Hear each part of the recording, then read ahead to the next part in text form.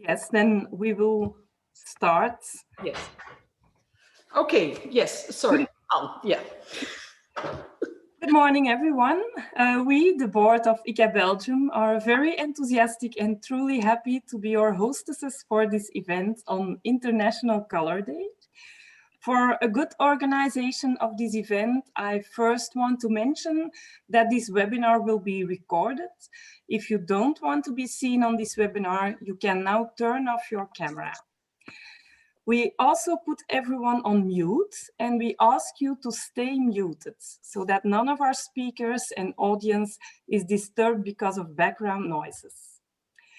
If you have questions for one of our speakers, you can easily ask your question in the chat below. We collect the questions for each speaker, and there will be time at the end of the webinar for all the answers. In this way, we don't run out of time and you can enjoy a lot of colorful inspiration today. Please also mention the speaker that has to answer your question. If you want, you can also change the view of your screen to speaker view. On top of your screen in the right corner, you find the icon to manage your screen view. With speaker view, you will only see the speaker at that moment. First of all, we will listen to Maria João Durão, who launched the idea of an International Colour Day to the AIC in 2008. Then María Boto Heleen Sintobin will talk about Ecology of Colour. And last but not least, we will listen to Philippe Leblanc, a Belgian artist who will talk about his process and ideas behind his mysterious enigmatic work. Enjoy these 2 hours, and I now give the word to Janet. Okay, thank you, Anne. Hope everything is clear. If not, just put it in the chat and Anne will answer your questions. Welcome everybody to this morning filled with talks about color. What a great way to start the day, I think. Many of you know us, but for those who do not, I will give a 1-minute explanation.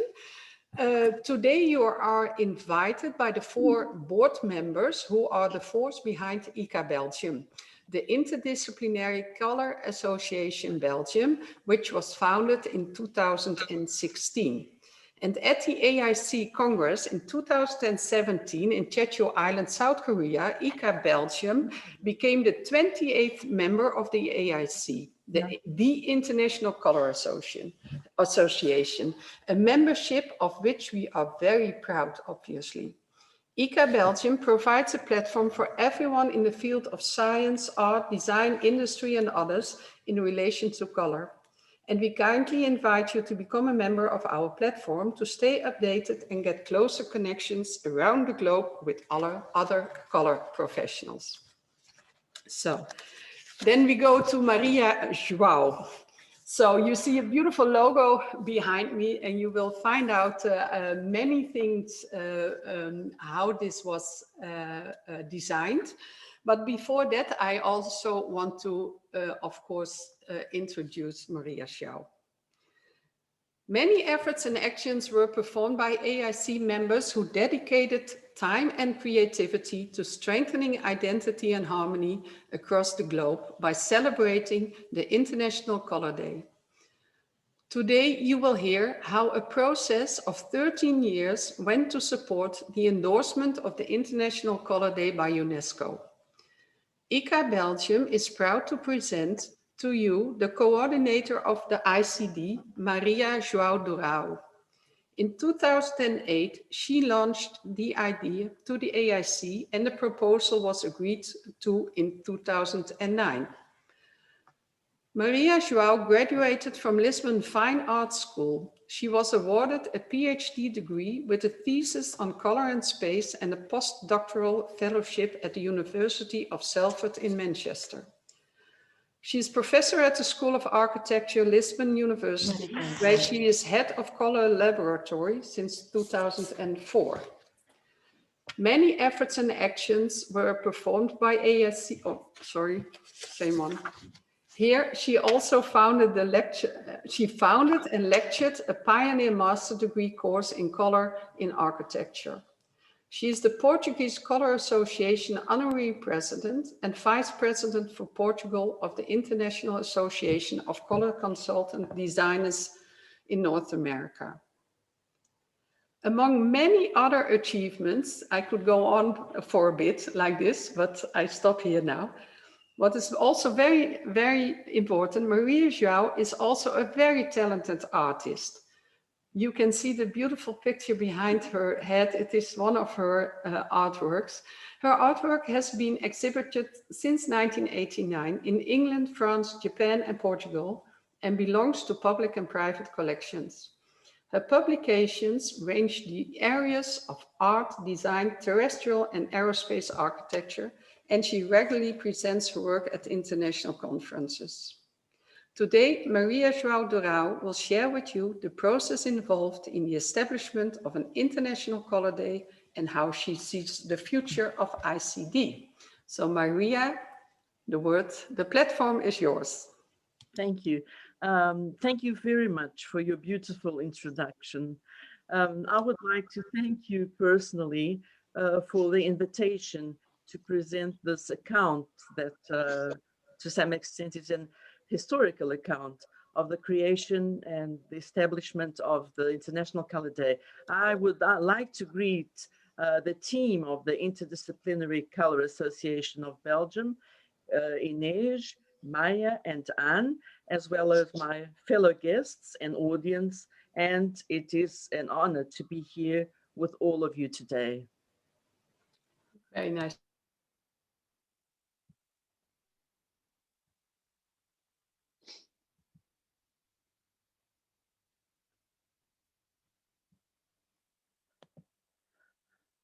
Is it okay?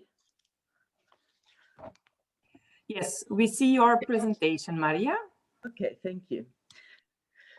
So, the International Colour Day, which is a reality now, today, started in 2008, was launched in 2009, and I will try to not be too boring explaining the history, like a story, telling the story of how it all developed from my point of view. This image that you see is an image of the launch of the Colour Day at the AIC Congress General Assembly during the Congress in Sydney in 2009. In this picture, I'm presenting the process that led from 2008 to 2009 and some decisions that were taken, some thoughts, some ideas that I shared with the Assembly, General Assembly assistants. The International Colour Day started with an idea by one of our physicians in the Portuguese Colour Association. In one of our General Assembly meetings in April 2008. His name is Dr. Manuel Paes Clemente. In that meeting, he had the idea, why don't we create a Colour World Day? From that meeting, I wrote a proposal. I was then the president of the Portuguese Colour Association and wrote a proposal that was presented in the AIC Executive Committee in Stockholm in 2008. The content of which had to do with the need to explain, well, not need to explain, because we are all together related to color, and we all are very much aware of the importance of color, but to stress that the influence of color and light in life and culture of all of us human beings would justify this annual mark, yearly mark, for reflection on information, reflection on the importance that color and light effectively have on people. It would also promote and gain some effectiveness if if cultural activities were to be held, and also develop sensitivity towards the importance of this relationship between light and color. In education terms, of course, because it's always education that we are aiming at, to educate people on the importance of phenomena. And this importance, of course, is from physical to emotional, knowledge in scientific, ecological terms, in cultural fields, because we are all, we all have something in common. We all live on planet Earth, and it's the relationship between our planet and the sun that contributes to what it is we are, to how we are and how we perceive. And then we have the geographical differences between people that also determine cultural reactions, cultural customs. But one thing that we tried to discuss in Stockholm when this was first presented was that the regional and issues related to geography should not be too emphasized, or we would never reach international consensus. So initially the proposal was for International Day of Color and Light, because color isolated from light would probably be understood from a perspective of race. But then afterwards, after 2009, it was decided that it should be the International Color Day, so that there could be also International Light Day, so that different organizations, color or light, would have their days for celebration, which obviously makes sense. The president of the AIC, José Luís Caivan, at the time addressed the members, and from there onwards, there were conversations between us and the group and the members, the country members. This, just going to, okay. Oops. The 21st of March is the equinox, so it's symbolical also of night and day being approximately equal, and relate to the complementary nature of light, dark, which is something which all cultures relate to. And the March equinox was preferred to the September equinox, so that it could coincide with other celebrations that were also important to us in terms of human values. This was the first document that I wrote as president of the Portuguese Colour Association, the first document that allowed us to start discussing in the AIC in Sweden in 2008. And in this document, I pinpointed the way color affects concepts such as harmony, beauty, happiness, how it conditions our creative imagination, how it conditions our biological rhythms, how it registers the effect of time, chemical factors, natural elements, and it is, to some extent, the most privileged catalyst that operates in the perception, in the sensorial domains of perception. And this is demonstrated by the many synesthetics expressions that we will later see are themes that members explore in their commemorations, in their events of colors. So, of course, color is also important in the communication of feelings and construction of systems of camouflage. natural, artificial environments, the differentiation between diversities, races, groups, ideology, nationalities, religious cults, mythology, and the thought, the analogical thought. So this is encapsulates the main topic that I would like to explore in this presentation. From 2008 to 2009, so from Stockholm to Sydney, we at the time it was it's important to say that this is always treated with the executive committee, with the president of the International Colour Association. A document circulated among the members asking their opinions about this proposal in these terms. Do you consider this proposal appropriate and beneficial for the IIC and other international and national colours associations? If you think it is, do you suggest a particular date for the International Colour Day, and why? Please take into account that the date should not be tied to regional or seasonal particularities.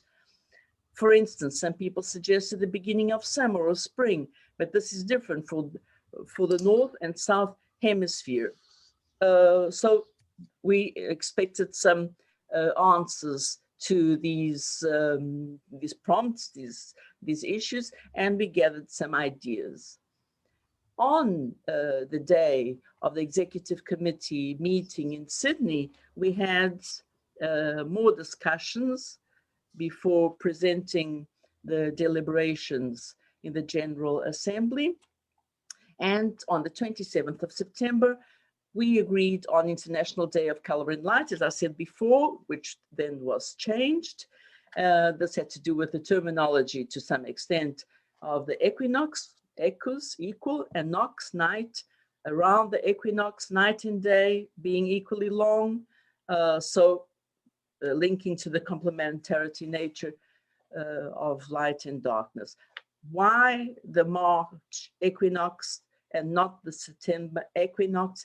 Here we thought, and the executive committee thought about other situations, such as the United Nations that declared March 21st as the International Day for the Elimination of Racial Discrimination, and the Harmony Day in Australia for the promotion of community participation, respect, and a sense of belonging in celebration of Australia's cultural diversity. And that's how it began.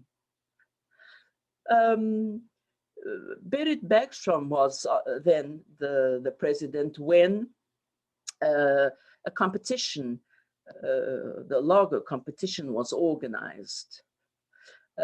For this purpose, a jury was created of 11 members, constituted by Roy Burns, José Luís Caivan, Paul Green Armitage, Tien Lee, Ulrich Bachmann, Robert Rischler, Jin-Suk Lee, Dorin Balabanov, Sanford Wumveld, and Renate Pompous.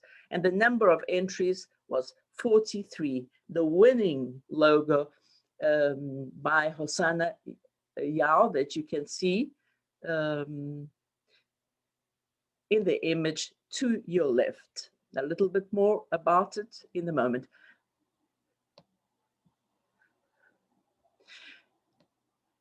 In the event at the AIC 2012 in Taipei, the announcement was made for the winner of the logo competition, Hosanna Yao from Hong Kong. The concept itself of the, can you please, I'm moving this around. Do you see me moving anything around when I move around the image? No? No, okay. That we don't see. Okay, fine, thank you. So the design concept, according to the designer, two circles form an eye with equal halves of rainbow color and black to represent light and darkness, day and night. Everyone feasts one's eye on the International Color Day. And the description in her terms is, these are her words, Hosanna Yao. I cannot remember when I started living with simplicity in all aspects of my life. Using the least to represent the most is the characteristic of logo design, and I am so obsessed about this. In the process of designing, it gives me not only the happiness, but also the chance to rethink and learn how to extract the gist from all sorts of information. I have been designing logos since 2001 and have received some logo design awards and have logos featured on design books. So here we have Berit giving out the award to Hosanna.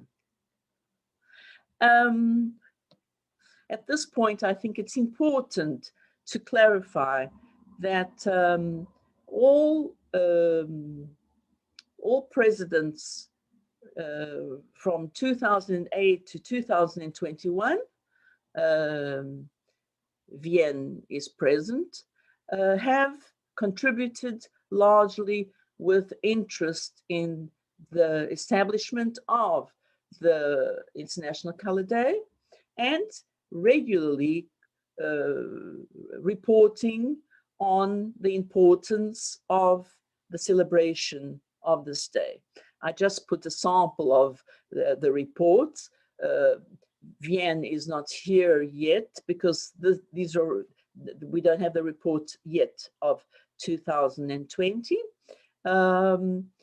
But throughout this time, so we're talking about 14 years, we're going on to 14 years of existence of the celebrations of International Color Day. And as you saw, from 2008,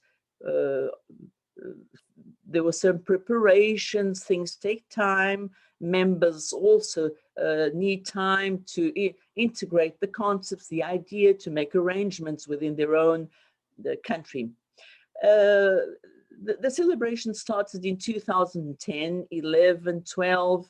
There were many celebrations in 2012, 2013, but it's not until 2014 that the flow starts to surge, because the celebrations began to be reported. So in Oaxaca in 2014, this time with the President Javier Romero,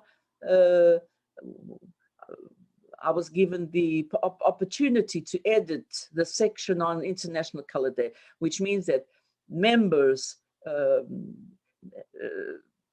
had the celebrations, and I had 3 pages to edit some images and texts for a while, for 3 editions. 3 editions where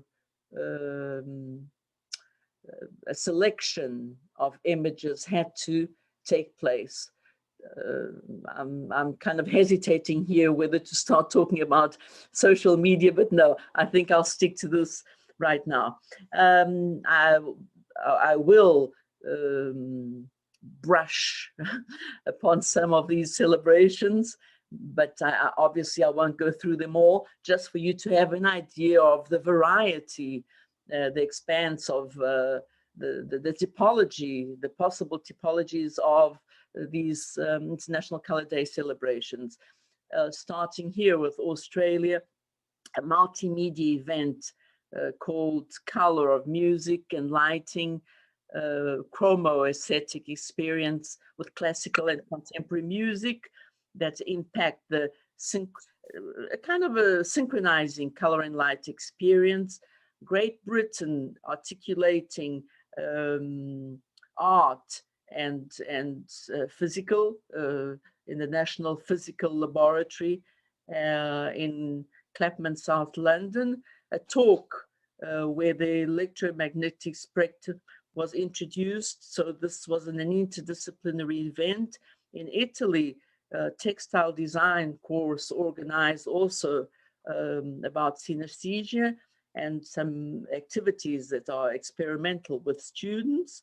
Portugal, in a hospital, seminar in a hospital with the University of Fernando Pessoa on light and color in health. Sweden celebrated with the showroom of Ogeborg, the company that works with architecture and interior design. Slovenian society celebrated with Creation Society on colors of flags. Taiwan, a concept of a design clock, establishing relationships between time and color. The USA, focusing on culture and knowledge of science, paying homage to scientists of color. So this was in 2014. From 2014 onwards, we had other kinds of celebrations that promote lectures on pigments and formulations and paints.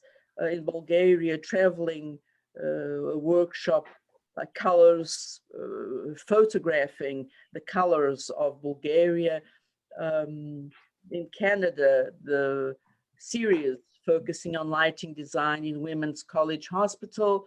In Finland, an award for International Year of Light in 2015, and so on, so on, so on, so on, always with an educational focus or exhibition, always with the intention of communicating the most important aspects of color and the variety of possibilities. Again, in 2016, with exhibitions, competitions, workshops. In 2017, the same kind of, not the same kind, the same typology, but it's fascinating to see how each country has quality and presents and explores aspects that are very different from country to country. And sometimes it's possible to have access to the culture of a particular country through by the way that the choice is made in terms of themes to address or to discover or to explore. Here we have another situation. Here from 2017, the annual review changed completely in terms of image. And here I have 2017, 18, and 19. 2017, under the responsibility of Leslie Harrington and Vian Schoen. In 2018, the same, Leslie Harrington and Vian Schoen. And in 2000,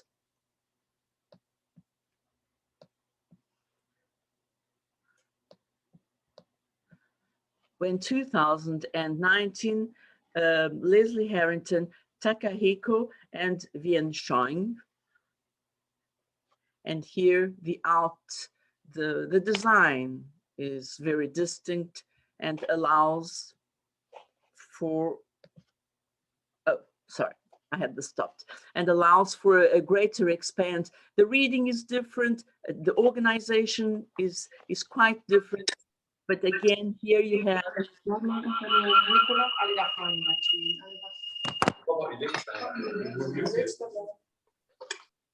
But again, here you have Australia, Belgium, Brazil, Canada, Spain, Croatia, Finland, Korea, France, Great Britain, the Netherlands, Norway, Portugal, United States. In 2018, Australia, Belgium, Brazil, Canada, Croatia, France, Great Britain, Norway, Sweden, USA. Argentina, Brazil, Canada, Denmark, Finland, France, Great Britain, Italy, Japan, Korea, Norway, and in 2020, something completely different had to occur because of the pandemic and the lockdown. This meant that many events had to be cancelled and dealt with or organized to another date during 2020, or just cancelled tout court, which this also originated, as we see, another way of celebrating online, virtual gatherings. It was the opening for a different way of getting together, communicating, discussing issues at a distance, even among us, of course. We have to celebrate in a different way. And here we have Great Britain celebrating through examples of rainbows, mainly by children. And we have Croatia, the only country that actually celebrated on the 21st of March with a major exhibition. We have Portugal that celebrated the end of the year already in December. And we have Slovenia that, being at home, concentrated on colors of my home. And we have Switzerland and Russia that got together to promote the Russian color, which is a set of conferences on color, and the publication of which was released to celebrate the International Color Day. Today, presently, we are finalizing the special report by integrating the March celebrations, a report on the International Color Day, 14 years at the AIC Congress in Milan. So it will be released at that time. And one of the reasons why this is going to happen is that we are going to renew application for endorsement of the International Color Day by the UNESCO. It had been tried before by Berit Bergström in 2013, but it was too soon. It was important and needed that this experience from 2014 to today occurred for us to be able to produce some results and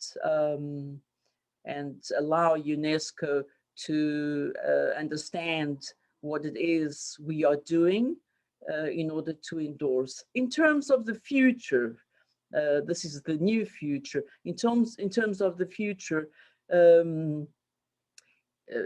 especially if we are to be related to UNESCO, I imagine that the whole community, the AIC community, will think about other ways of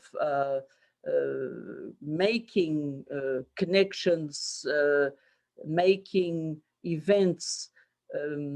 I just, because Yen is present also, I remember that in 2012, we got together, Great Britain and Portugal, organized at the Fundação Carlos Gulbenkian in Lisbon, organized the International Color Day. This is a possibility of engaging 2-3 countries to carry out commemorations, but there's enormous possibilities in the future to creatively develop. Jeanette Hanneburg asked me a question that is a very interesting one, which is if the Maria João, yes? Yeah, because we are a little bit running, I think, in time. Maybe this question we can do at the end. Are you okay with that? I am perfectly okay with that, yes. Okay, thank you. Thank you. So thank you so much for this interesting background. Everyone can hear and listen that it is not randomly chosen, that it's also a lot of hard work. Establishing this day.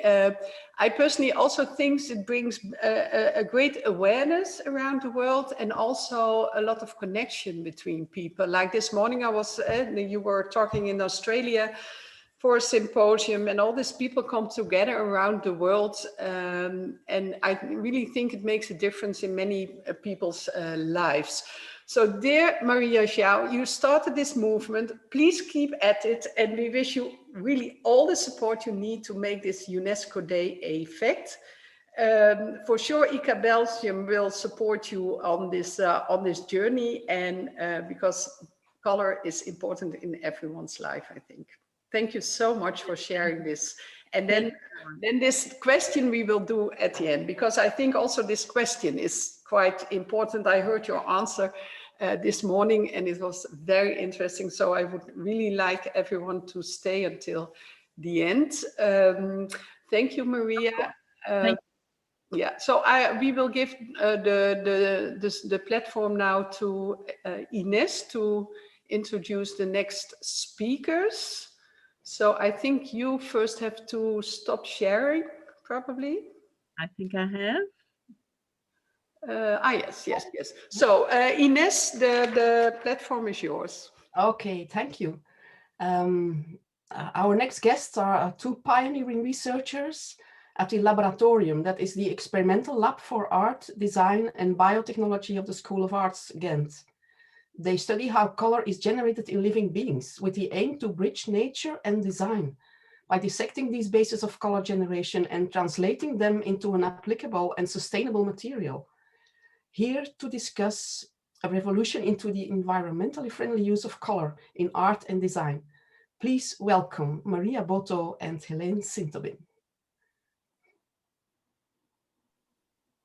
Hello, thank you Ines for the kind introduction.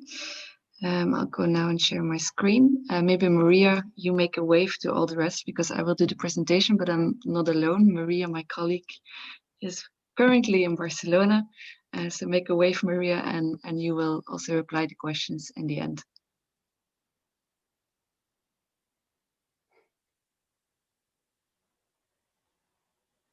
Can you see my screen?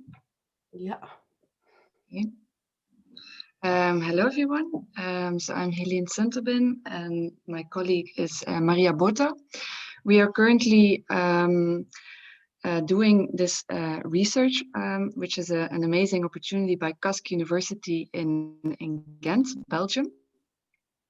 And the name of our artistic research is called Ecology of Colour, and I'll take you through this journey of the research we're at right now.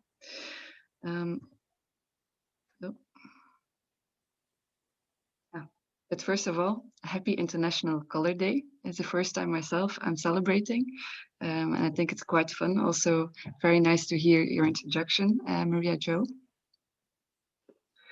So first I explain you a little bit what the biolab is, Laboratorium. So that's basically the behind us. Laboratorium is an infrastructure which is based at CASC currently, at Offerlaan, the Kunsttoren. And we have, it's quite small, but we try to make the most out of it. So here you see our infrastructure. There are a couple of machines. We have an office, of course. And the Laboratorium, on one hand, is a place for research. And on the other hand, we also help students that want to look into sustainability within their practice. They can come to us and then they are guided through and learn about what biotechnology and biodesign could mean in their practice. The biolab itself has quite a big mission. And we try to look at it from a fresh perspective every day, again and again. But I think this picture kind of captures quite well what our mission is. So here you see a polluted river in Bangladesh, and there is color, a lot of color in this picture. But it's not a color we are connected with here in the West. This is a polluted river from the textile industry. And of course, like it's very hard for us to solve this big problem in textile industry and fashion, but it's how do we approach it again day by day, and how do we make our students and other people from our network aware of what sustainability is and what it could mean specifically in relation to color. So the lab itself, the biolab, focuses on, has an expertise in sustainable color itself. And it started in 2016 when Maria founded the lab. And back then she looked mostly into living colors. So she looked into the way people used to make color sustainably. She had a collaboration with MIAT, the museum in Ghent for textile. And she looked into all the recipes of traditional coloring of plants, how to extract the pigments and so on. But soon she kind of found out this traditional way is very expensive and also very time consuming. It takes a lot of time before you can grow a plant, before you can harvest the flowers, the leaves, and then extract pigment from it. So it's expensive, and also this knowledge is kind of disappearing. So to kind of also gather this knowledge, she made a database on color related to all those recipes. She also made a physical database, which is this kind of folder system. You always can come to the lab to consult it with us in Ghent. But then there's also on our website, there is a digital database which kind of connects all the research and recipes she has done. But as I said before, it's quite a non-efficient way to do this in a traditional way. So that's when she made a jump into biotechnology. And with biotechnology, I mean basically, involving other growing processes of which you are more in control and which are also more efficient. So she started looking into microalgae, growing microalgae in the lab, and then extracting pigments from the algae. And then the algae, of course, grow more rapid, but still it takes about 6 months before you can extract pigments itself. Color things. So here you see some shots of the lab where we grow all those different types of color.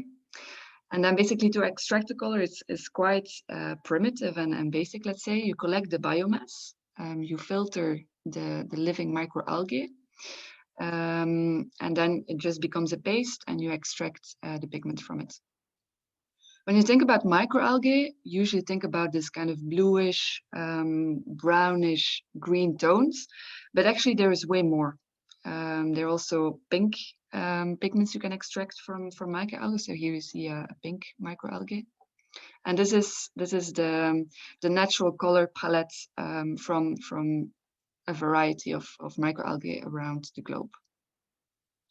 And of course, if you start to mix and blend, there is again a new color palette arising. Something Maria came across when she was doing this first stage of research was at the beginning quite disappointing, namely that those colors are living colors, which means once you apply them, they start fading and sometimes even shift color. So yeah, in a historical point of view, when you look at how alchemists were approaching color, there was always this search of how do we stabilize color and how do we fix it? How do we fix it?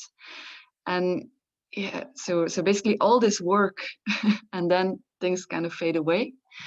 But then, yeah, the challenge was basically to also look at it from a different perspective, also from a kind of design perspective, and thinking about, okay, how can we actually turn this around and how can we use this in a positive way? I'll talk about this later. Then during this process, she also collaborated with the University Hoog Ghent, Liwit, which are focusing on wastewater with microalgae.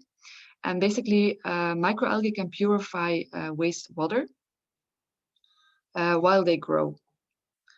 So what she did is she collected wastewater from the textile industry, and then she grew the microalgae in it, collected the biomass, which was then a waste product because it's too toxic, for example, to use in the food industry. But she could valorize it by extracting the pigments from it. And currently, this is also part of the research we do right now. We collect industrial wastewater from textile companies. That it's basically wastewater from color processes. And now we're testing in the lab. We test like different colors of wastewater, and we grow microalgae in it to see if we then, which microalgae works best.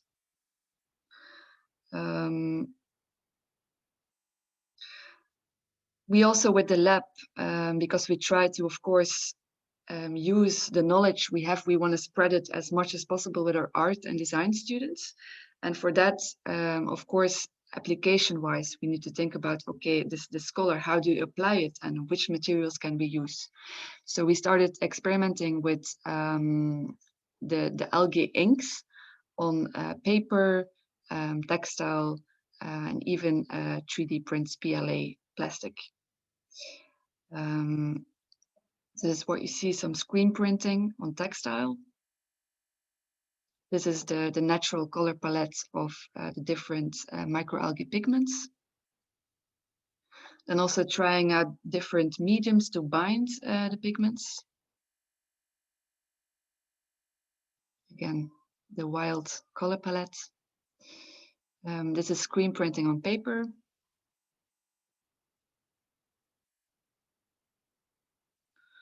And now I'm going to come back to this idea of living. It was the first slide in the beginning, living colors. So basically those colors start to fade, and how can we use this in a new challenging way? So this is now also part of the research. We try to measure the fading of specific colors, specific pigments, and try to create a time-based color palette. So how could we, for example, within advertising, within graphic design, within packaging design, use those inks to make it conceptually work? So think about, for example, a poster that you print for an exhibition, and by the time the exhibition ends, the poster has totally faded away. So this is an early trial on a plotter, which is basically like a very basic print technology from the 70s with a pencil, and then we added some ink to it, and here you can so digitally transfer text onto paper, and then of course it also starts to fade. So think about also the newspaper industry, for example. Now we did a project which will be on show in Lille 3000, a color exhibition, the continuation of Kleurrijk at Design Museum Ghent. And we made a huge calendar using 3 types of inks. First, the reddish ink disappears because it's the day, and then March starts to shift, and then as last, the 21st, 2021 will fade away. So it's a huge installation of 11 meters long, and it was a lot of printing.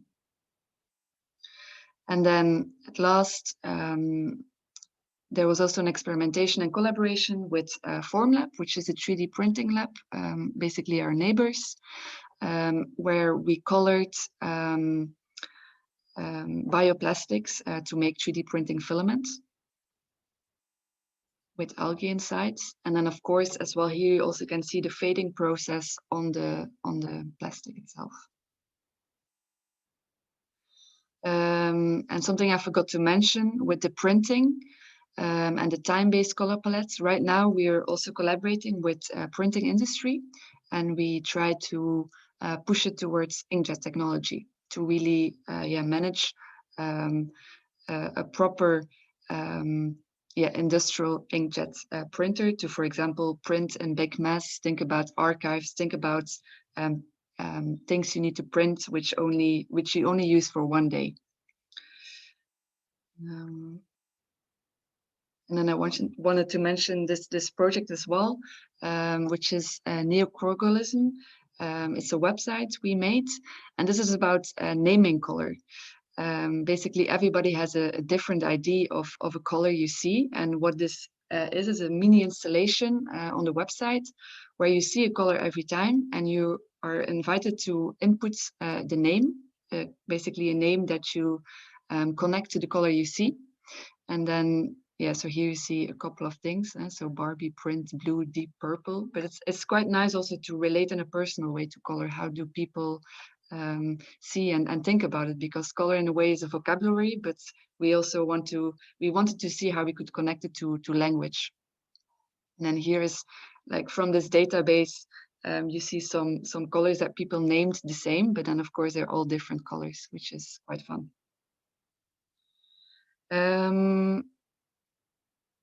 Now, so basically within the vision of BioLab, we always try to build on top of previous knowledge and continue it. So with the living colors, we're now pushing it towards industry to develop this inkjet technology and this time-based color palette. But we're also currently working on a quite new and innovative research line, which is structural colors. Structural colors are colors which are not based on pigments, but they're based on structures, and you find them in nature. Think about beetles. Something very special about the structural colors is that they're kind of interactive. So when you move, or when insects and animals move, the color shifts. Also think about this metallic hues. You also find them in birds, and it's also a color palette which is slowly adapting due to climate change, but also a way to show off, of course, for the birds. And when you look at the light scale, these are the birds on the upper side, which have pigments only. So basically the range of colors is way limited. And then the structural colors are, yeah, there is a way broader scala in the color range.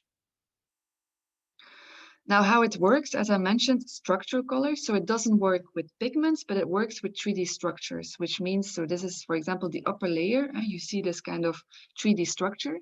And that means that depending on how the sun or the light is directed towards a 3D structure, you will see a different color because of this refraction. And this is a zoom in into the 3D structure. So starting from the feather and then going to nanoscale, because this is all nanoscale, then you see those 3D structures which, again, interact in a different way depending on the angle of light. You also can find them on butterflies. There's some quite amazing images on that. And if you look here at the butterfly wing and you zoom in, then you come to this nanostructure. Of course, yeah, there are multiple structures, and depending on the 3D shape, you also get different colors. You also find them in plants. This is the nanostructure of plants, which are then again different. And what we do in the lab is we try to replicate in a very sustainable way. So we are growing our own structural colors, and we do that with the basis of melanin, which is the basic component we all have in our skin that gives us our color tone, which is basically black. But we generate this type of colors from it. So what happens, so we have petri dishes and we put in different components, chemical components, which are sustainable, and they react with each other, and then they start to self-assemble and make melanin in an artificial way, and the self-assembly rises up and forms a film, and that's what you see here. And then depending on the concentration, you get different assemblies, you get different films, you get different 3D structures. So that's a microscopic view. So here you see the film.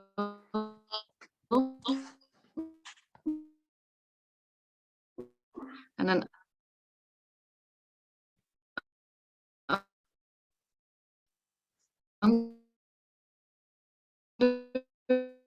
you see those small melanin balls.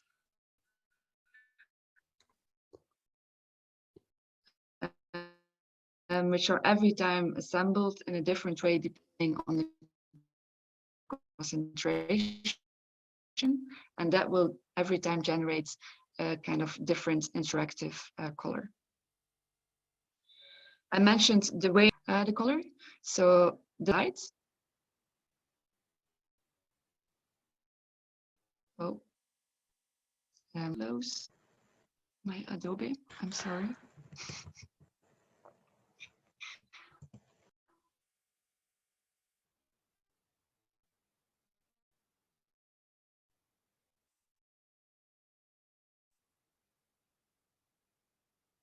Okay.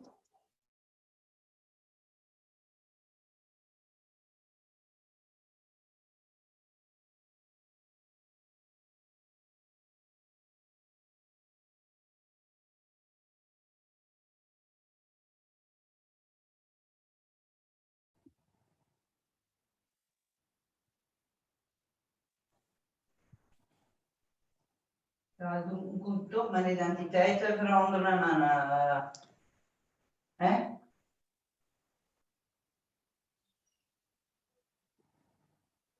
I think Heleen has stopped the presentation. She's...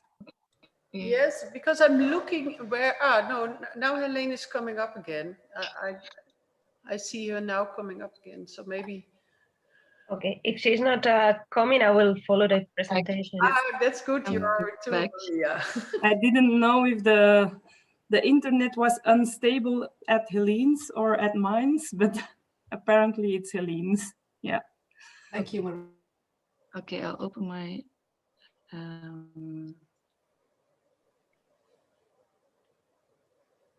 No problem. Everyone can have a little break. Yeah, I'm back. Coffee or I'm back.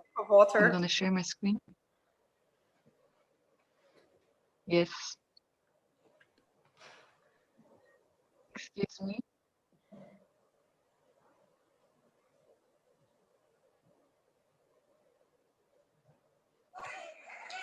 Yes. No, it was me.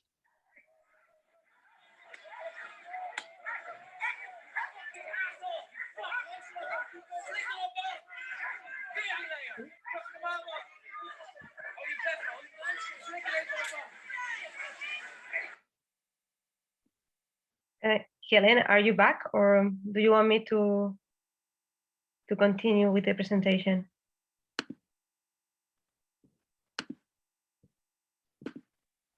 Maybe. I think Helene is not there. Janet, can you see if Helene is? I don't see her just now. She was there, so maybe Maria. Yeah. Okay. Idea if you. Well, I see she tries to connect to audio again, but. Yes, I'm back. Are you back? Good. Yes.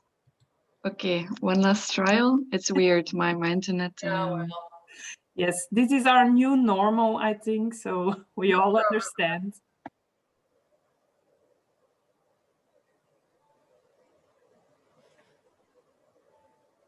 It's always annoying when something like this happens in the middle of a presentation, but. Yes. Do you now see my PDF? No. Yeah. No. We see your inbox of your. Yeah. No. Voila. Do you see it now? Yes. Yeah. Yes. Okay. All right. Yes. So I was talking about in the lab, we artificially create sustainable black melanin. And basically through the chemical reaction, there is a self-assembly, which then forms a film of those small balls you here see under the microscope, which generate the film and also show the color. Depending on how the light captures the melanin film, you get a different view of color. So here it catches the light very clearly. And here you see, when you shift it, you just see the melanin film. So it's basically brown. Now I'm just gonna take you through like some nice images because it's International Color Day. And I want to show you some great colors we've been making. So it's kind of a metallic color palette, very shiny. Sometimes also pretty wild. So we still kind of try to, really control a lot of things. So basically the way we work with the lab is we have an idea, we set up an experiment, and then every time we learn more and more. So here you see that we then dry out the film and try to capture it on a glass. Here you see some different colors. So again, every concentration has a different output.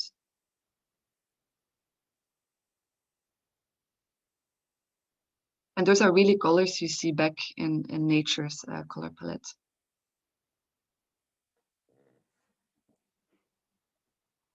Then when you put it on the spectrometer, you can see that there are two peaks, which basically means there is iridescence, this kind of shiny effect. And now we also currently, like we do with the living colors, are trying to look for the materiality of it. How can we catch this film? So we do tests on textile, which is quite exciting because these kind of effects within the textile industry are currently quite polluting and are this kind of petroleum-based coatings. But if we're able to do and grow these colors, interactive colors onto textile, something might happen. We also catch the color on 3D prints, or PLA,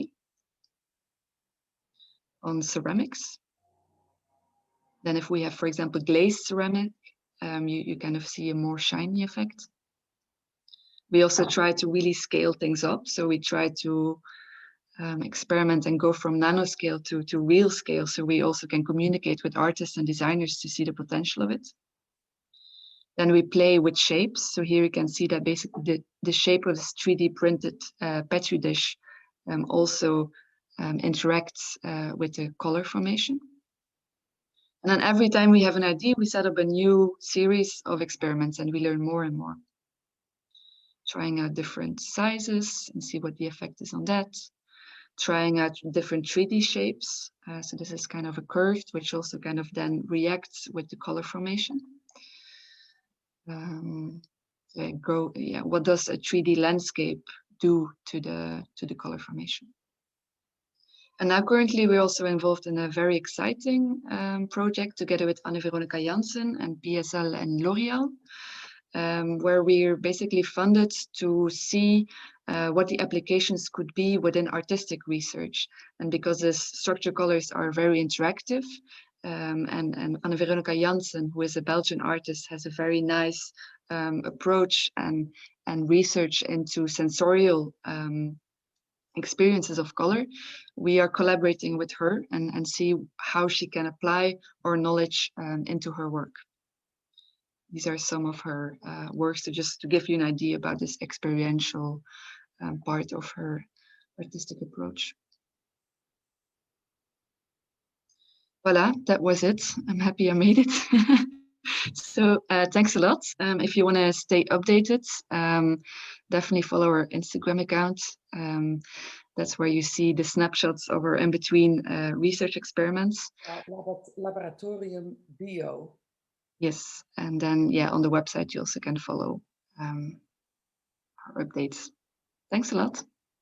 Thank you, Heleen and Maria, for this incredibly cool research. Please stay till the end because for answering the questions. And I now give the floor to Maya. Thank you, Ines. Hello, everyone. I'm happy to introduce to you Philippe Leblanc, our next speaker. Philippe Leblanc is a Belgian artist born in Turnhout, living and working in Brussels. He graduated as architect at University of Liège and worked as a designer and architect for several studios in Brussels and Hong Kong before establishing his own architectural practice in Brussels. He studied painting at the Ixelles Academy of Arts and has since 2017 devoted himself solely to his art.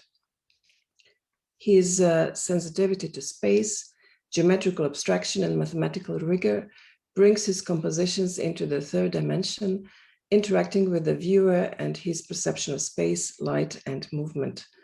And with the references to ancient civilizations, he touches upon the dimension of time. His major installations were exhibited in private and public buildings, such as Palais de la Faux-Chanson and Royal Warehouse of Turin Taxes in Brussels, EDF Tower at La Défense in Paris, and Palazzo Mora in Venice, where he exhibited at the Venice Biennale in 2017. He has also held numerous exhibitions in Belgium and internationally, United States, France, Austria, Italy, Morocco, Sweden, and many others. We are very happy to welcome Philippe today and be able to at least virtually peek into his studio. Philippe, thank you for joining us today. The word is yours. Okay, thank you very much for the presentation. Thank you for inviting me to this webinar. I'm very proud of this. The previous presentation was really interesting as a scientific explanation of colors. As an architect and engineer, I really appreciate it. And so I'll start my to show you my work, and maybe I'll share my screen first. Do you see it?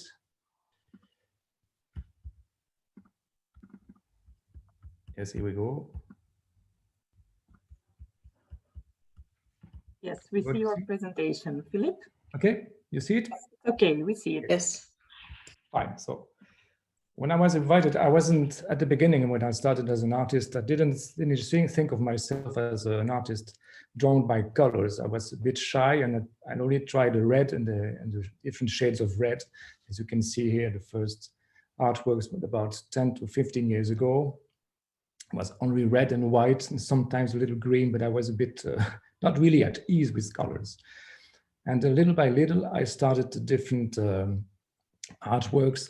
I'm really attracted by the Fibonacci series as an architect and an engineer, and also the golden sections, golden proportions, geometry. So this is, in these artworks, I was trying to show the Fibonacci series with different color codes. For example, I have 33 pieces. They are all laser cut pieces of wood with a pentagon shape or triangle shape that fits in the golden section rectangle. So you can see in the drawing down here on the bottom, the first pentagon in the green color, then the second color for the second piece, then the two following colors are a little bluish, just like in the Fibonacci series. And you see above it's 1 plus 1 is still 1, then 1 and 2 is 3, 2 and 3 is 5, and so on. I use these Fibonacci's almost all the time in my artworks. So you can see on the upper faces of these pieces, I follow the colors that you can see. And then the lower faces, I just changed, and I started from the right side instead of the left side. So all the pieces can be seen differently if you see it from the left or on the right. And you can see on my different colors choice, the permanent green or turquoise, cobalt blue or ultramarine blue.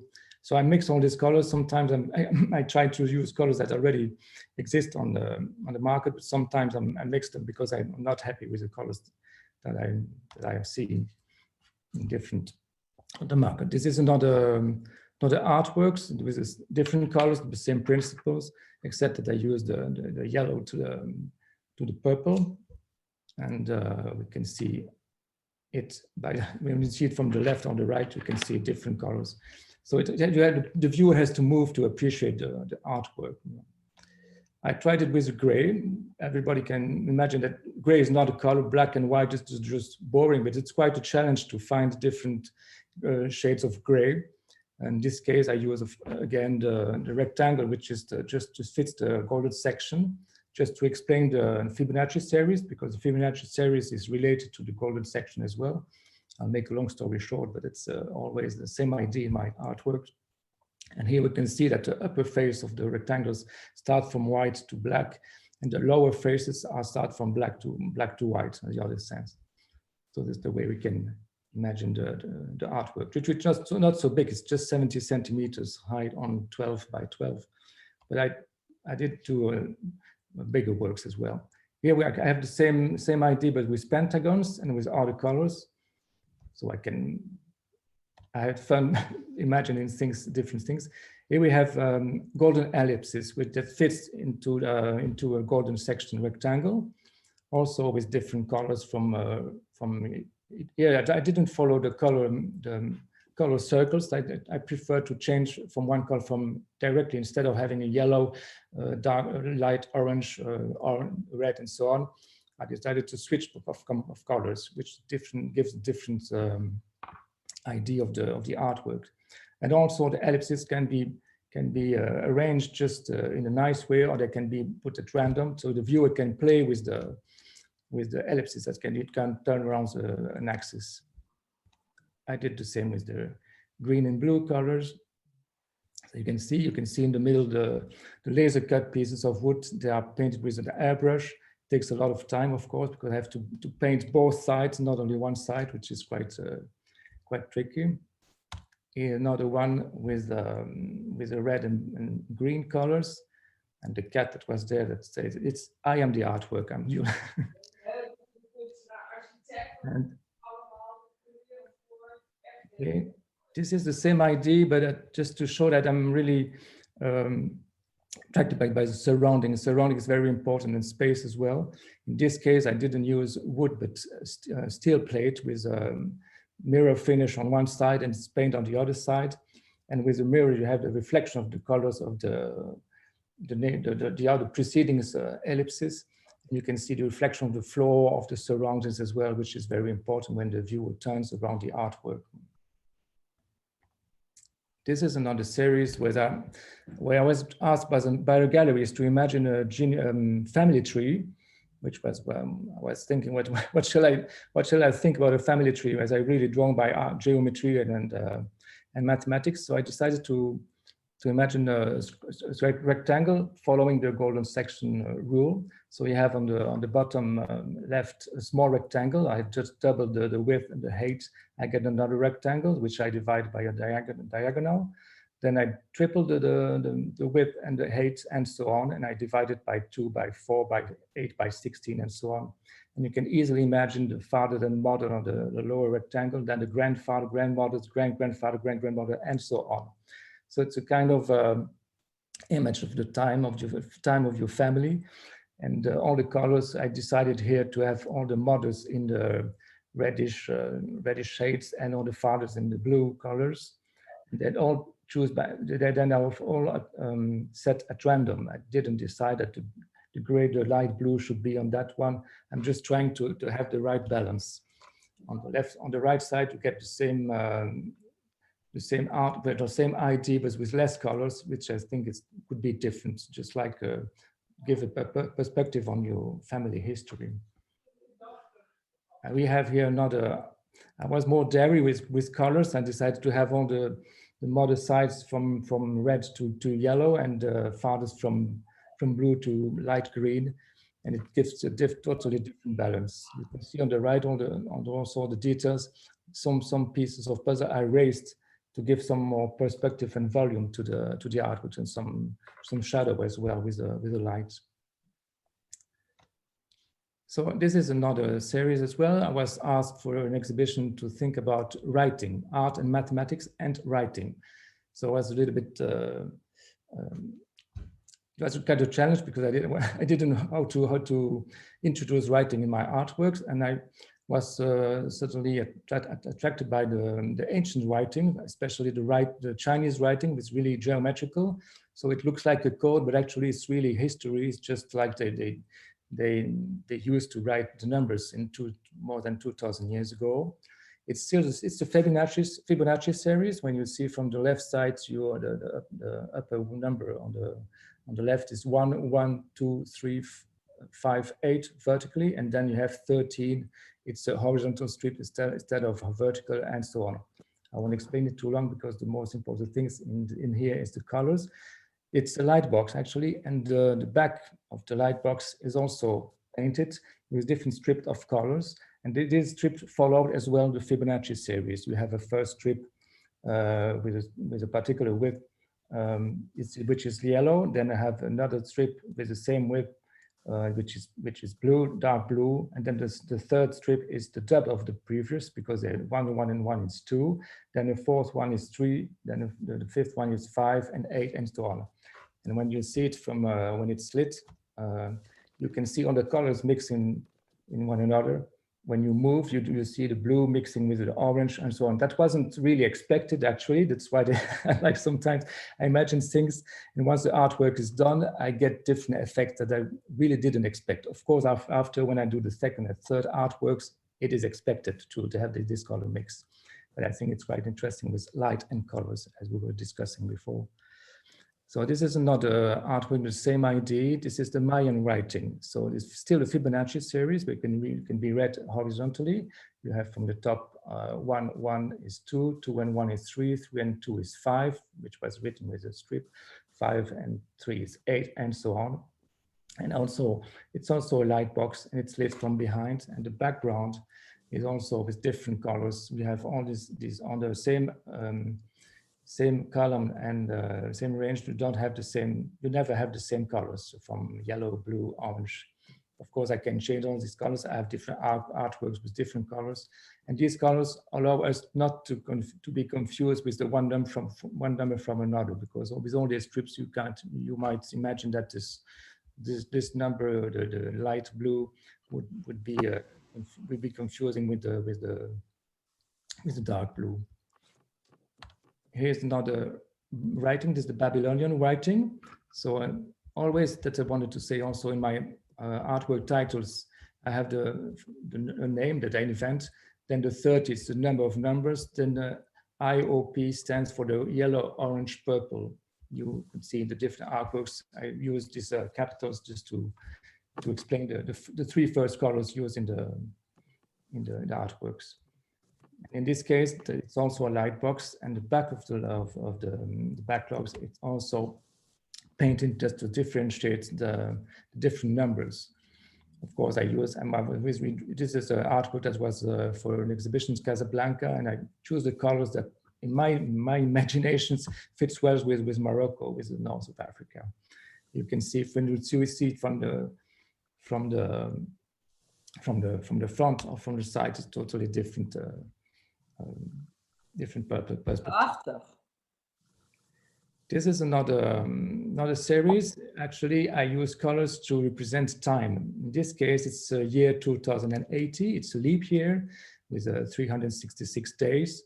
We have a central disc on the top floor that's 60 centimeters in diameter with 12 holes, just like a clock. And then we have 12 cable hanging from this circle. The cables represent months with 29, 30 or 31 days.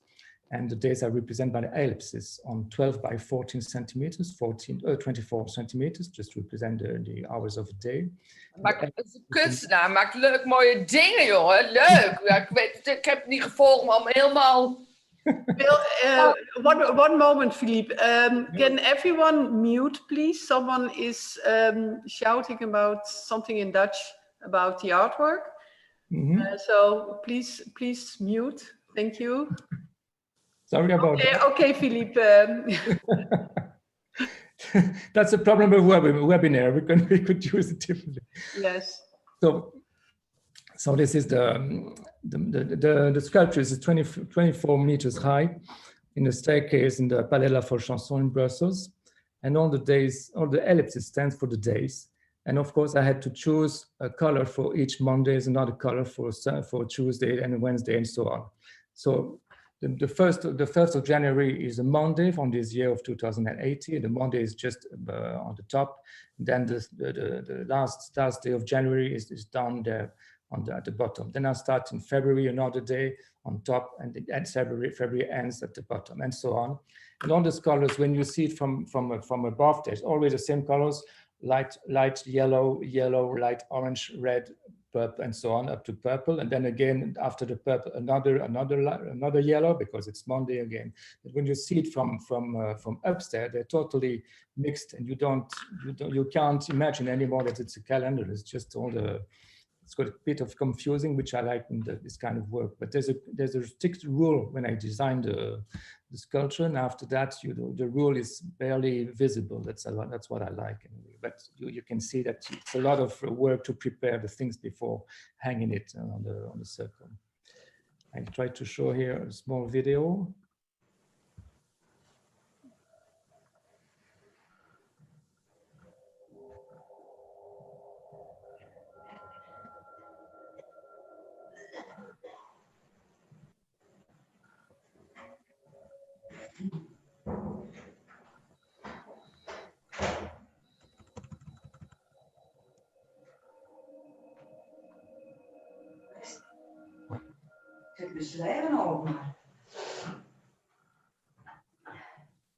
This is the same idea, but smaller, because I had to show it in Palazzo Mora in Venice in 2017. So I decided to represent the year 2017, which is not a leap year, it's just 365 days. But you can see here also the colors I was using for the Mondays, the Tuesday, Wednesday, and so on, and all the preparation before hanging this. That was only 5 meters high instead of 24, but it was still fancy. I liked it very much.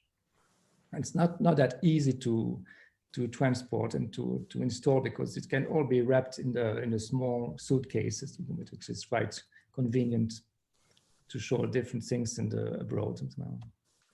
This is another series, also very mathematical, about art. It was also for an exhibition about art and mathematics and Euclidean geometry. And I decided to show the conicals, which are actually the circle, the ellipse, the parabola, and the hyperbola. And in this case, I decided to also show it's quite mathematical, but to show the different kind of transformation we can use for a geometric figure, which is the translation, the rotation, and the homothety, the dilation, you see. So in this case, I have 36 figures, conicals, that I laser cut in a mirror steel plate. They are painted on one side, there's just mirror on the other side. So you can see all the colors reflecting the previous one, and then all turning on the mortar. Here, this one I used the primary colors to start with. For the translation, it's yellow. For the rotation, it's red, and for the dilation, it's blue. So all the figures are actually arranged in a very strict order. But after this, it's just like the year 2080 sculpture. It's just confused and mixing. The purpose is not to demonstrate things or to learn things, just to be hypnotized by the movement. These are the same projects, but with secondary colors. And this is another small video, so you can see it moving.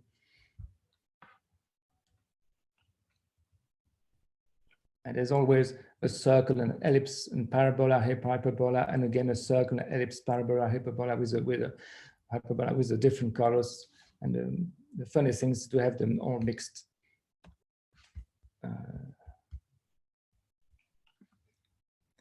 This is another art which is the same idea, which I call Conical Clock, because we have 24 pieces or 12 pieces.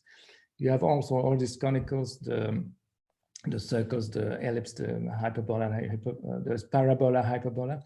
They're cut in 2 pieces, and they just stand in front of each other. So when it turns, you have to recognize which piece goes with the others. So it's just, I like to imagine time just like my calendar or this clock, but it's not just not the clock, it's just the hours.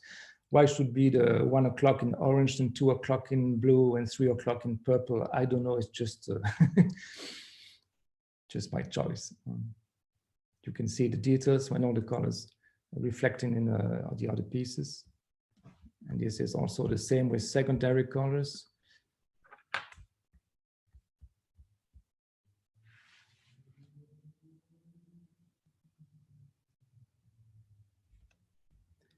And here's also the same, oops, sorry. This is the same idea, but smaller. And I plan to do this as in a bigger scale. For the moment, just 7 by 7 by 32 centimeters. But people are asking me, you should imagine this in a much bigger scale, so we could walk around these pieces and just go through and see on the reflection of the colors. You see from this side only colored, on the other side only mirror. And then after all the color are mixing, you get confused, and that's that's an interesting part of the work. And then I use colors as well to represent numbers, also still drawn by geometry and mathematics. I was really fond of numbers pi, for example, which I try to represent with colors. You know, number pi is 3.14, 15, 92, and so on. And this was a representation of this number pi, which is actually, we have a circle and 9 rings of the equal width. And all these rings are divided in equal numbers, in odd numbers. So we have 3 pieces in this first ring, 5 pieces, 7 pieces, 9 pieces, and so on. In total, with a center circle, we have 100 pieces that cover the equal surface. So they have the same importance. So I decided to do this in gray first. Why in gray? Because it's quite a challenge, as I said before, to find different grays and warm grays. People will think that the gray is just a mix of white and black, but it doesn't work like this. Most of you know probably that neutral gray is actually the mix of the 3 primary colors, yellow, blue, and red. And it's a warm gray. It's not a cool gray like you get with only white and black. So in this case, if I decided number one is white and the number 0 is just black or very dark gray, you can have this kind of artworks, and you start from the center with number 3, which is light gray, and then 1, and then you go counterclockwise to the outside. This is the same idea with the number 5, which is actually the golden section, 161803, and so on. I use the same shape as my family tree you saw before, and you have the number 1, which is covered by gold, because it's the golden sections. I use gold leaf to represent the first number, and we go clockwise from this first rectangle to the outside. Of course, this is a small piece. When you do it with colors, it's totally different.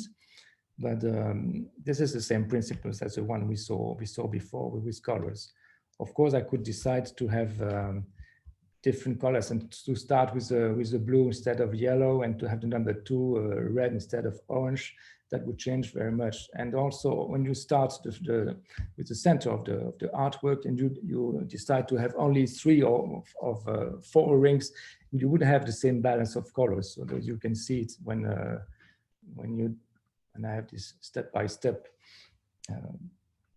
assembly of the artwork. It's getting richer, and the balance of colors is totally different when it's completely finished.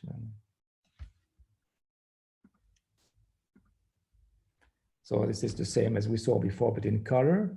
And you see also the balance of colors that change when we start the artwork.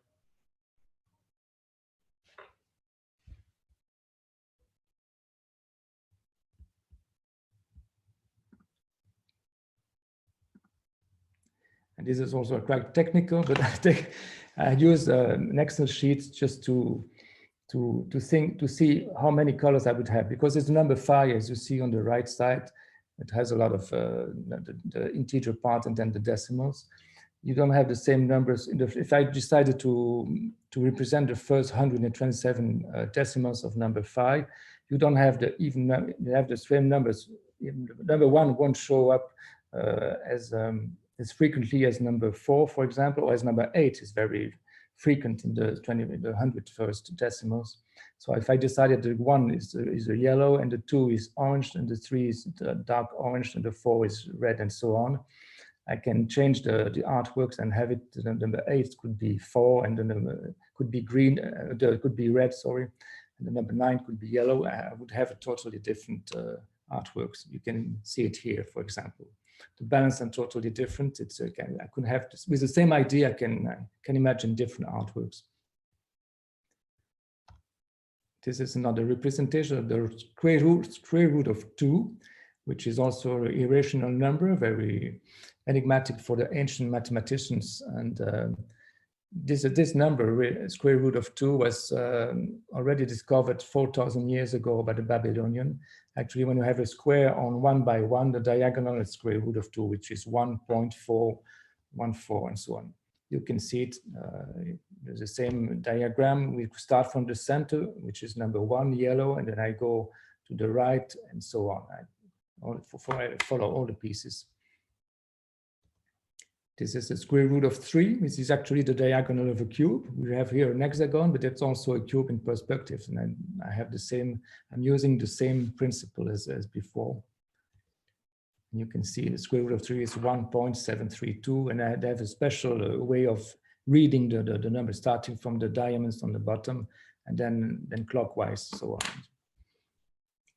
And this is the last project, which is not done yet, but it's the idea of representing the square root of 1 up to 100. So I would love to do it, but the proportion is still 1:10. So if the work is 1 centimeter height, it's going to be 10 centimeters long. But I would dream of imagine this artwork of 3 meters height. It's going to be 30 meters long. Well, I'm just hoping to do it one day. And in this way, I represent the first square is actually 1 by 1. The diagonal is square root of 2. If I draw it back on the bottom right, I get a rectangle, which actually the length is square root of 2, and the height is still 1. The diagonal will be a square root of 3, and each column actually represents the integer number and the decimals. Of course, of 1 it stains totally yellow. Number 2 is going to be 1414. You use another Excel sheet to think about this artwork. So it looks like complicated. Once you follow the principle, it's rather easy. But what I like is in the artwork that you can see 10 different colors or shades of colors. I decided to work with the primary colors and some shade, but you can see that all these columns are getting narrower, and the width is changed all the time. You don't never have the same proportion, and balance is quite different. I could start with the blue and finish with the yellow, or green and so on. I can imagine very much different variant of this artwork. So this is the last project as well, Pentagon, just to tell you and to wish you a very happy International Color Day, and I'll thank you very much for your attention.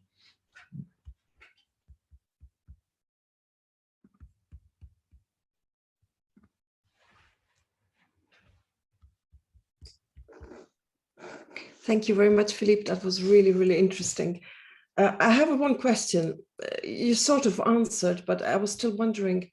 So you said that in your artwork, you represent one digit, one number with a specific color, like in that puzzle with the family tree. I think it was 1 was represented with yellow, 2 with cyan, maybe, I'm not sure. Is there a certain reason behind that you choose to represent certain color with a certain number with a certain color, or is maybe that choice more intuitive? Or I was just wondering. Actually, I draw them with the primary colors to start with, because I'm less at ease with green, for example, because it's a hard color for me. It's quite tricky for me, but I feel more comfortable with the yellow. But of course, with the hexagon, I started to have to use the yellow, but the yellow doesn't appear so frequently in the first 100 decimals. So I should change the colors to have a different balance in the artworks. But once I did try it, and once it's done, you imagine, oh, I have to imagine another one with changing the colors. I have one is blue instead of yellow, and so on. So that's just not that intuitive. I just tried, and if I'm not satisfied, well, I'm still satisfied, of course, with this. But it's funny to have the same shape, just change the colors, and you get a totally artwork because the balance is different. But it's different for for example, I was asked, why do you draw the Monday in yellow and the Sundays in purple? Because maybe in my history, the purple fits well with the Christian idea of Sundays. I don't know, but I could, maybe one day is a bright day because start of the week, and then the red in the middle because you're really stressed and you're really busy in the week. I don't know, but it's just intuitive, yes. Thank you. We can maybe start with a question. I will leave it to Anne, but just before we start, maybe I can mention we were discussing with Philippe, like depending on a situation as it develops in Belgium, if the regulations permit, maybe in the autumn time we would organize a visit to Philippe's studio. We will still write about it and let everyone know. But it would be really great to be able to meet you in person and see the work in person. So let's hope, fingers crossed, that it works and we'll be able to do that. And maybe you can take it over and we see the other questions. Thank you. Okay, thank you for the very interesting presentations. And I think Janet had a question for Maria too. I'm looking in the chat where it is because it was in the beginning. The question of Janet was, do you notice movement about celebrating the International Colour Day outside the members of AIC? Mm-hmm.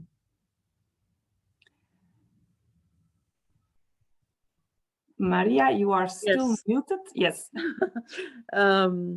Yes.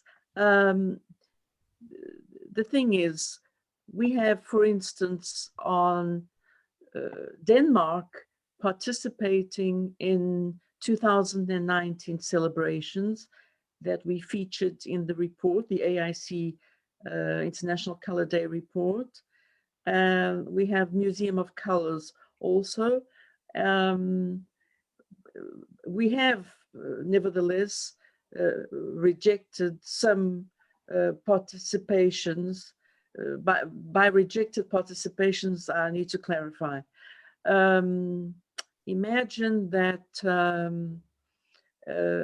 there's a car sale and they want to sell their cars on the International Day, want to use the International Day with different goals from the AIC that promotes education, that promotes research in color. Then we wouldn't associate our AIC to events of that kind of nature. So it hasn't happened a lot in these last years. Normally it's the members of the Colour Association, the member countries that celebrate, with the exception of Denmark, because Denmark wrote to us and explained what they wanted to do. It's a fascinating exhibition and some lectures. And although they are not members, we endorsed their celebration. So with time, we will need to have a group of people that will make those decisions, if it's a yes or if it's a no. So we want to expand, but not at any cost, if you know what I mean. It's important to impregnate also the celebrations with the essential goals of the International Colour Association, not to dissociate from them. But we are very much looking at the possibility of expanding in various directions, particularly if UNESCO recognizes the International Colour Day. I'm not sure if I answered this question. Yes, I think so. And I think we all can spread the word of International Colour Day.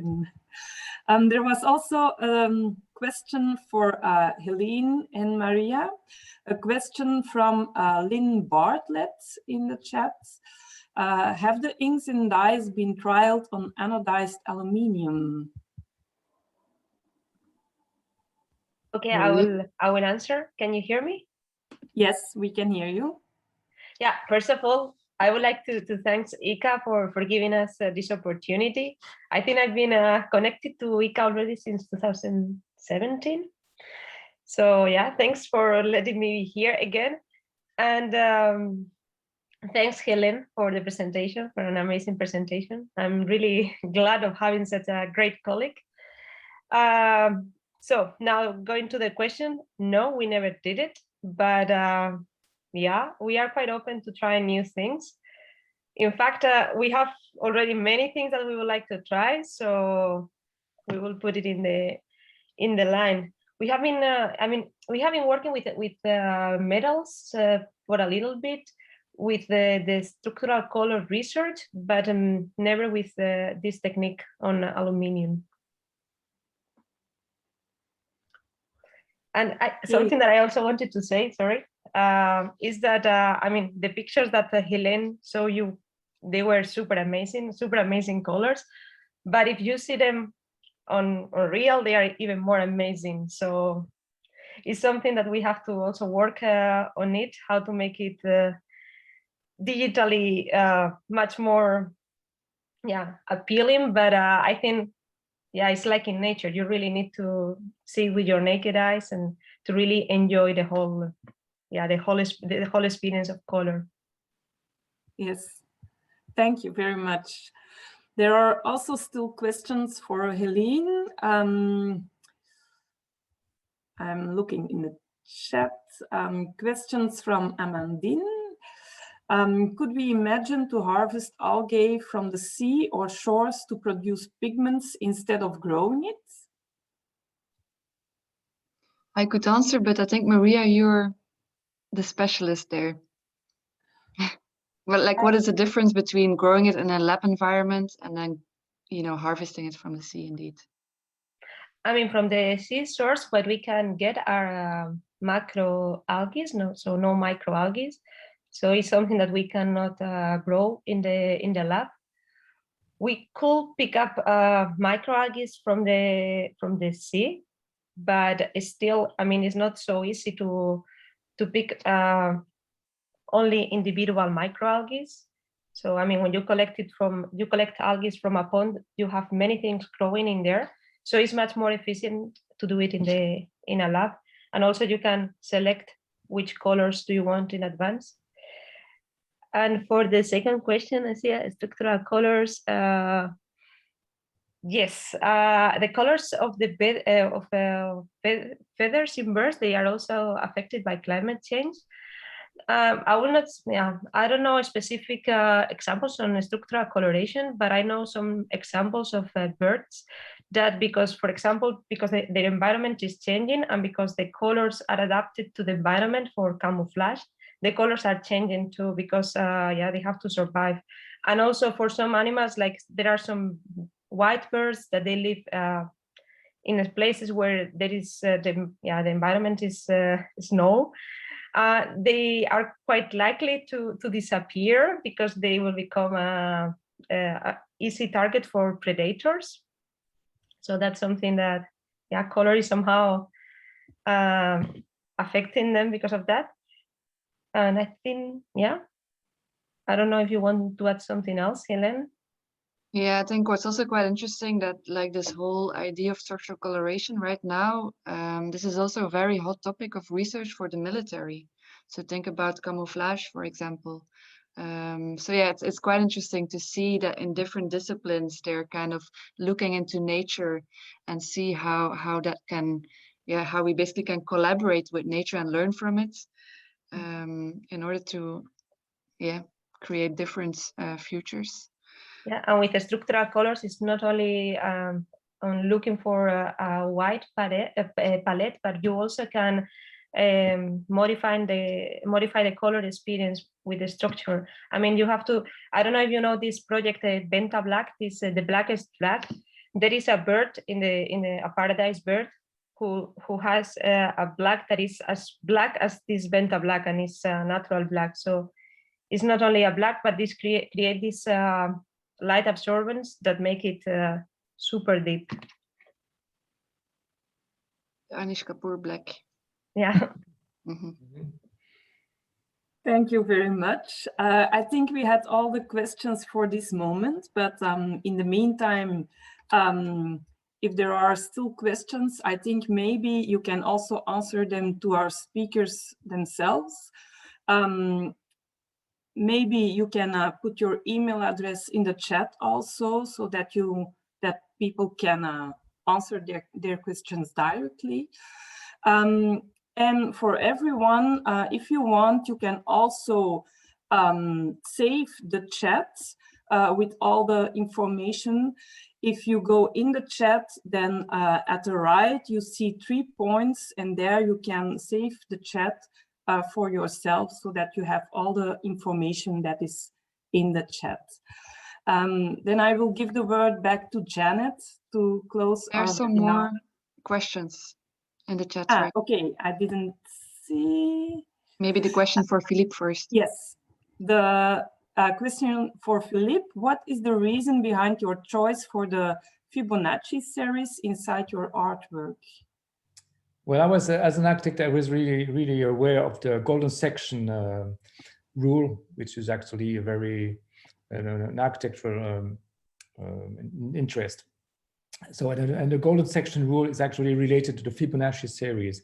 In the Fibonacci series, each element is actually worth the sum of the two preceding elements. And so if you divide one element by the other, you go further in the Fibonacci series, you're just aiming to the number 5, this famous number, which is the golden section. It's quite interesting. If you divide 2 by 1, you get 1. 2, you get 2. If you divide 3 by 2, you get 1.5. Actually, if you go further, you're already imagining that the fine number is between 2 and 1.5. If you divide 8 by 5, it's 5.6. So you're going to be between 1.6 and 1.2, and so on. And if you divide a 55 by 34, you're even closer to the number 5, and so on. So they're just really related, and it's a funny way of hiding the Fibonacci series and being more mysterious. Also, what I like is the idea of when I was imagining my writing of numbers, the Mayan writing, the Chinese writing, or the Babylonian writing. They're very geographically very distant, and I use the Fibonacci series, which is from Fibonacci is a famous mathematician, Italian mathematicians from the medieval times, from the 13th century. So I'm just mixing different cultures, different times, to do a work which means it's more universal. So I like to have this. We have other famous mathematical series, but that one is most famous, I would think. Now that's why I chose it. Okay, thank you. I see another question also for Heleen and Maria. Do you share your research, and can we as designers use your research for our work? I think within our vision, and that also kind of shows in the team Maria and I are forming. So basically Maria is in my mind, the genius with the scientific background. And I have a background in design. So I look at it from a different perspective, more towards application and storytelling. So right now, so how I think within our vision of the lab, we're doing the research. We're generously paid, of course, by CASC. And we share our expertise in the first place with our students internally. But then we also are open for collaborations with artists and designers where we pass on the knowledge. But then, of course, we always also look into those collaborations and filter those collaborations in regards to, okay, how is this also engaging with our research lines, and how is this helping our research further? So in that way, and then of course, once we finish a certain stage, then there are moments where we do lectures or have workshops to pass on the knowledge, because of course that's the broader idea, to then also work onto like the first slide I showed you, and the picture in Bangladesh, like this mission for sustainability and spreading this awareness. is the main goal of the lab. So yes, we are open for collaborations, but we're also picky. Yes, I understand. There's also a question for Philip. A question from Zoriana Lotu. Since color can be measured mathematically, would you consider making your color choices by applying Fibonacci sequence as well? Quite interesting challenge, actually. Yes, why not? Certainly. Because I use colors, as I said before, more intuitively, but or what I find on the market, and sometimes I'm just mixed them because I find them nice. It's a different kind of light. Of course, the daylight is totally different from the night light. But this would actually be interesting to have it more. It would be even more scientific, I would say. Already Fibonacci is a strict rule, and I would follow a very strict rule concerning the color, but I'm not specialized in that field. And that's why that was really interesting by the former presentation by Maria and Ellen. So yes, I would consider that. Okay, thank you. I think I also quickly want to add something. Like I think it's very nice in this event how somehow Philippe, we somehow think I really match, because I think it's really fun to see how you also within your method like have a very strict, almost scientific, very precise approach. Yeah, I think it's really fun to see the parallels somehow. And hopefully we collaborate in the future. Yes. So thanks, Ika, for bringing us together, I would say. You're welcome. And you made sciences more interesting to me with these colors. It's very interesting. So I give the word to Janet to close our webinar. I think all the questions were there. So Janet? Yes, okay. Thank you so much all for being present on this Sunday morning. And what Heleen just said to Philippe, what is all this color associations about? It is not. It is about science and design and making the world know how important color is, but also the connection with all these people. Since I'm in the AIC till 2015, I have color friends around the world. And it has been such a blessing. If I have a question in some way or another, there's always someone who can help me along. Like today, Vienne helped us. We are on the Zoom of the University of Leeds because we had a problem with our own Zoom. Well, how nice is that if you can help each other? So then, of course, my next question is, we would like to encourage you to become a member of ICA-Belgium. And that is because of two things. One is that we're going to visit the studio of Philippe, and maybe if you're not a member, you can still tag along. And I just had a little chat with Maria, and if the situation gets better, we can also visit her and Heleen in her color lab and see up front what they are doing. The membership of ICA-Belgium, it's just €45. That comes to €3.75 a month. You cannot even buy a cappuccino in Brussels for that. So, I mean, skip the cappuccino and join us, because of course we have costs for our website and the insurance and all these ongoing things. It's all little amounts, but they add up. And so we need a little bit working money. We are a non-profit organization. We do everything for free. It's our passion, and we like to stay at it. So we really encourage you to join us. So the speakers, thank you so much for today. It was so interesting. It's always so nice to hear all these different topics about color. And I also would like to invite you in April, May, and June, the last Sunday of every month, for those 3 months, we will have a color talk again. Then it will only be one speaker for 45 minutes.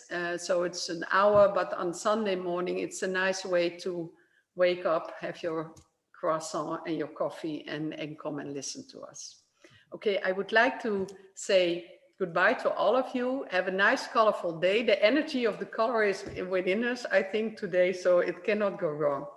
Thank you so much, and see you next time. Thank you, Bye-bye. Jeanette. Thank you. Thank you, Bye. everybody. Thanks, Thank you. everybody. Bye. Bye-bye. Have a Bye. good Sunday. Bye.